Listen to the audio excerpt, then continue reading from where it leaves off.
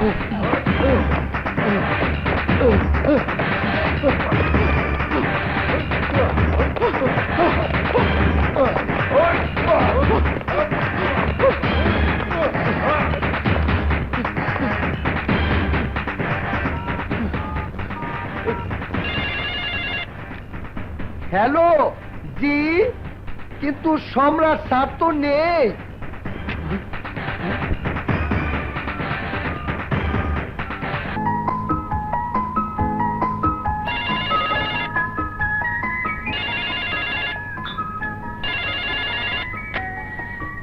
Hello, জি আছেন বাবা, তোমার ফোন।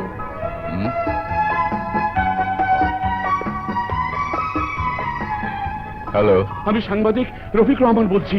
আমাকে বাঁচান স্যার, আকরাম শেঠের পোষা কুকুরগুলো আমাকে খুন করার জন্য ধাওয়া করছে। কোথায় তুমি?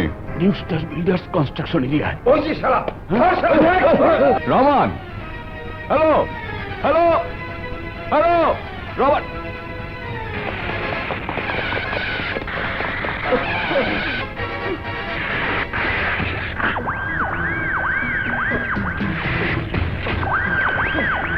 এই সাংবাদিক, এত করিয়া বলার পরও তুই আমার সমাজ সেবকের মুখোশটা খুইলা দিতে চাস?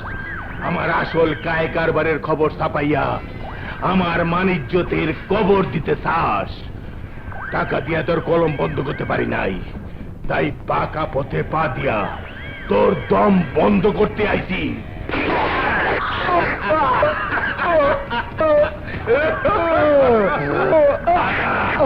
দম বন্ধ করে দিছি। এই চল, এই গাড়ি ছাড়।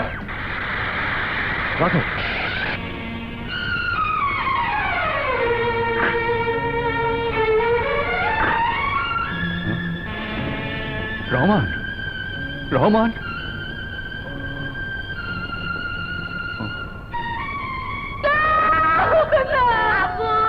তুমি বলতে পারো না, তুমি বলতে পারো না, আমাদের এভাবে ফেলে তুমি চলে যেতে পারো না, পারো না।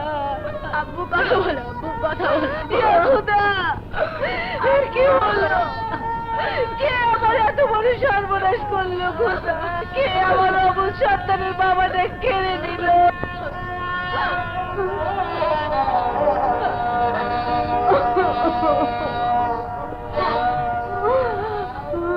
মা শিরিন, আমি রহমানকে ওই খুনির হাত থেকে বাঁচাতে কিন্তু পারিনি, আর তাই আমার হাত থেকে ওই খুনিটাও বাঁচতে পারবে না।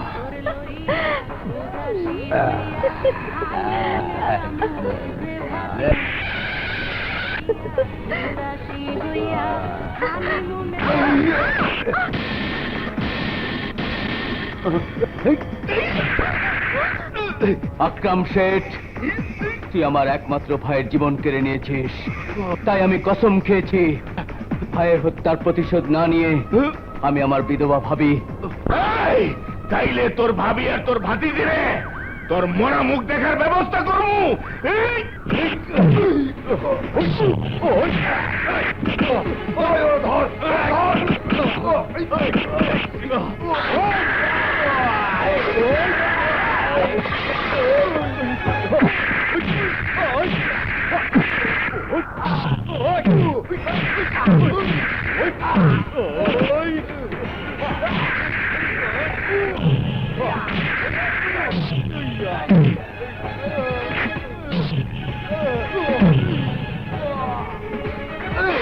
একদম ফাটা ফাটা করে দেবো।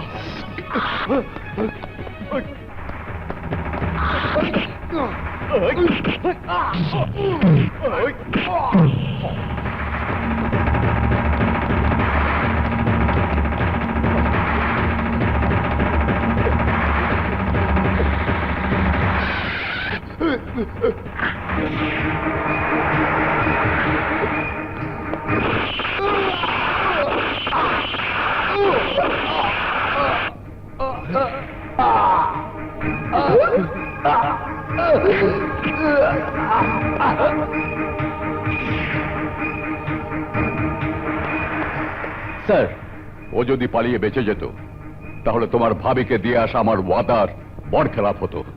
Thank you sir. লাস্ট পোস্টমর্টমের ব্যবস্থা করো। Okay sir.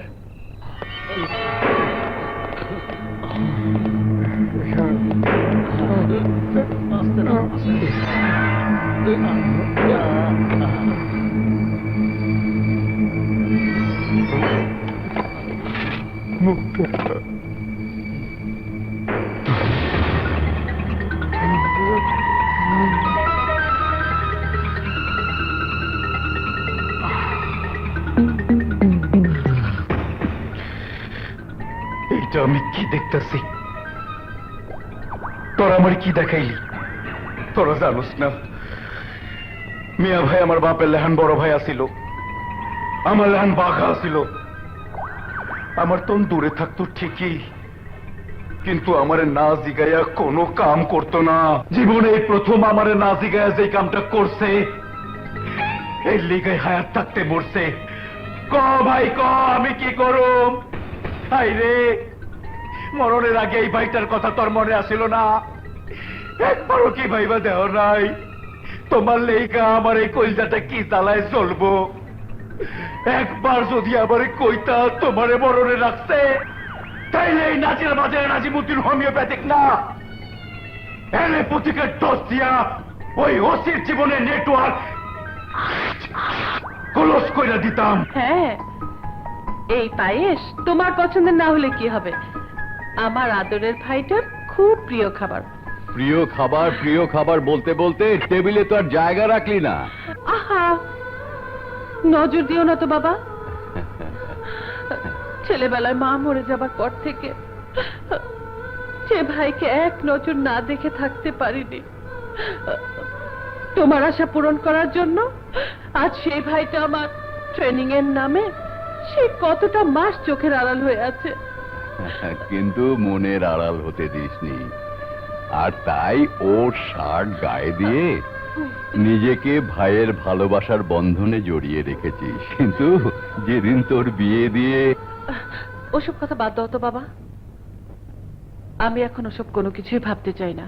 কিন্তু আমার জীবনে এখন তোকে নিয়ে শুধু ওই একটাই ভাবনা, তোকে বিয়ে দিয়ে জীবনের ফরজ কাজটা পালন করা। আর দুর্জয়কে নিয়ে যে স্বপ্ন দেখেছি তা সফল করা।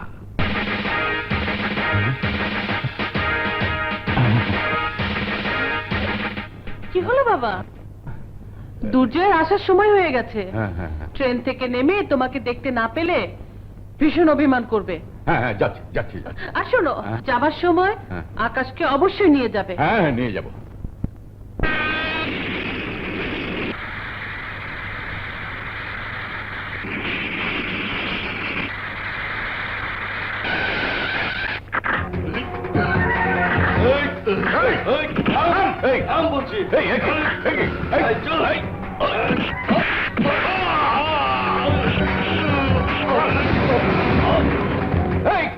তোমরা, তুই আমাদের বস আকরাম শেখকে খুন করেছিস, তাই তার ভাই তোকে খুন করে এই প্রতিশোধ নেবে। চল।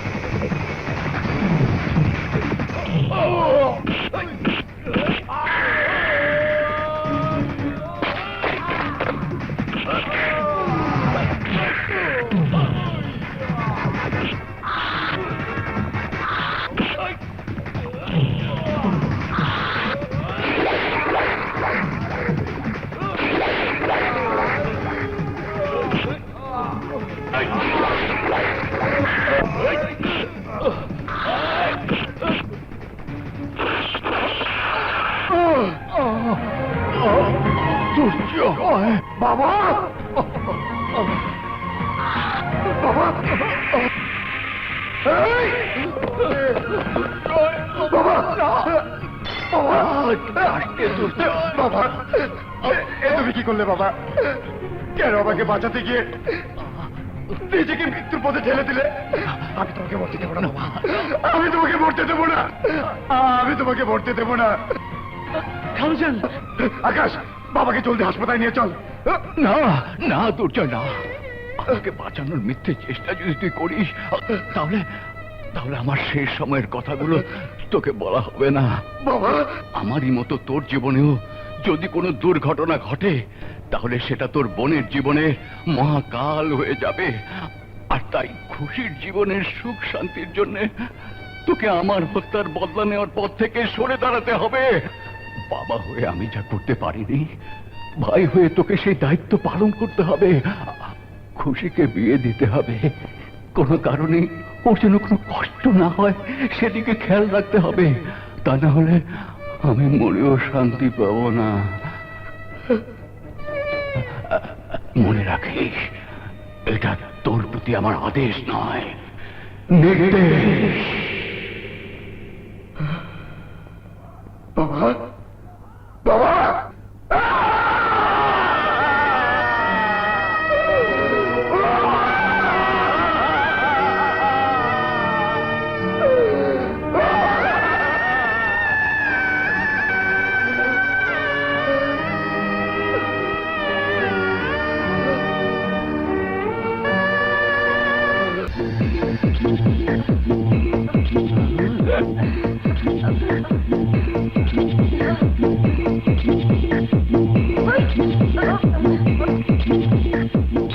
হায় হায় দোস্ত, উপরওয়ালার সৃষ্টি, ওই দেখ বৃষ্টি।